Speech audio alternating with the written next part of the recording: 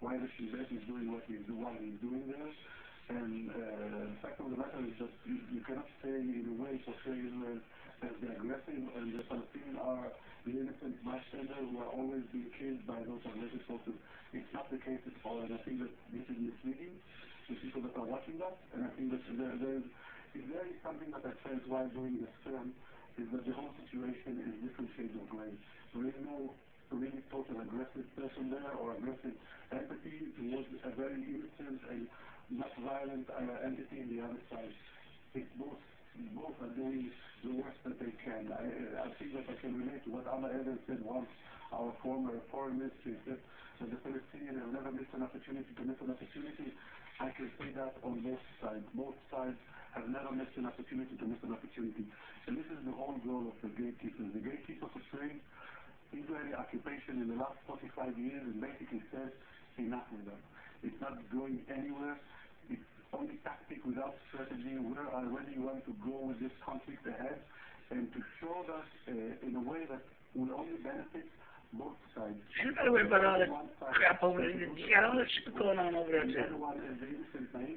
You are doing wrong to the truth or to the facts on the ground. And I have to say that this is something which my movie tried to do very, very strongly to portray the situation as it is. The Palestinians are doing terrorist attacks. They had right to do in a way something which they want to create their own country, their own homeland, and they oppose the aggressive occupation. Well, we certainly aren't here to debate the history with you, but we are trying to portray your film, and your movie has some very powerful statements that should be highlighted. You know, you have Abraham Shalom saying something like a line like, "We've become a brutal occupation force, similar to the Germans in World War II.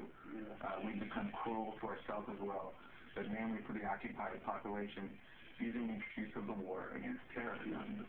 That's in your movie, and it's very powerful. I'm not saying that it's not in the movie. I did that movie, believe me, I know every sentence that is inside that movie. What I say is that when you portray that as the Palestinians are people that are sitting there, you know, and not doing anything, it's not the reality on the ground.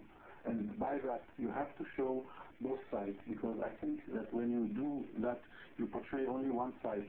And I said that before. Oh, see that movie, The GateKeepers. And this is something that I said that is not so much here.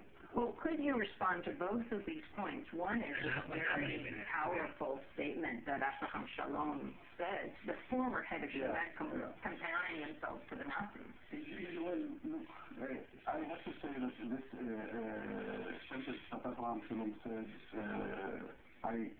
when I was doing the interview, it felt like a physical blow to my stomach when he said that.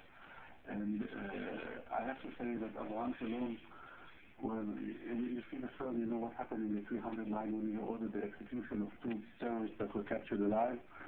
We're going to talk about that after break. You're talking about the execution of the 2 terrorists blew up the bus. Yeah, no, they didn't go on the bus. They were trying to kidnap the bus. They were captured alive after the storm on the bus, and he ordered them to be executed without a trial.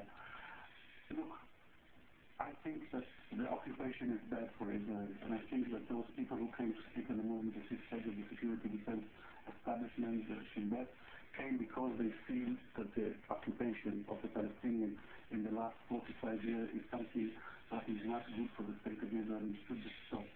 And I think that when Abraham Shalom spoke about what you just mentioned, he spoke about the ramification of the occupation on the Israeli population, about what is becoming internally in the Israeli people. And I totally agree with him. And by the way, Abraham Shalom was a young kid. That's a long video. In the 1930s, he didn't know that he was Jewish.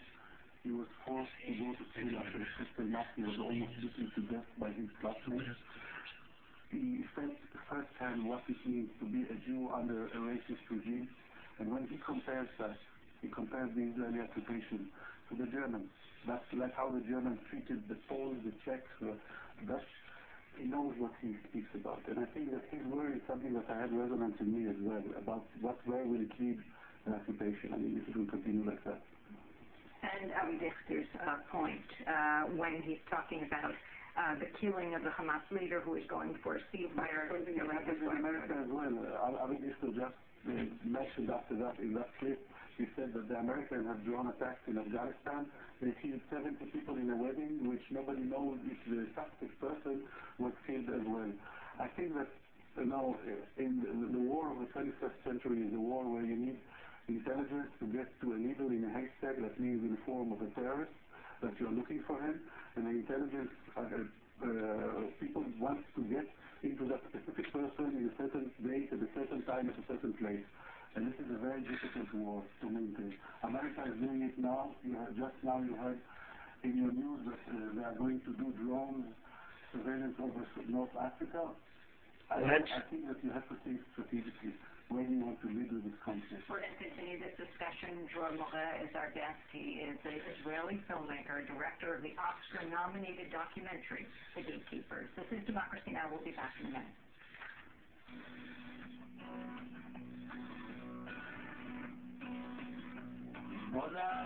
זה עניין של תנופה, תתחיל בקטן ואחר כך זה בא.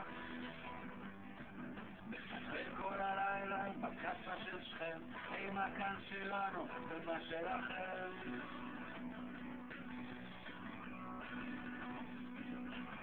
תחילה רק תרגיל כפולנת בדלת, ילדים אמונים, משפחה מאוהבת. אחר כך הסגר, שופר סכנה, המוות הורס מאחורי כל פינה.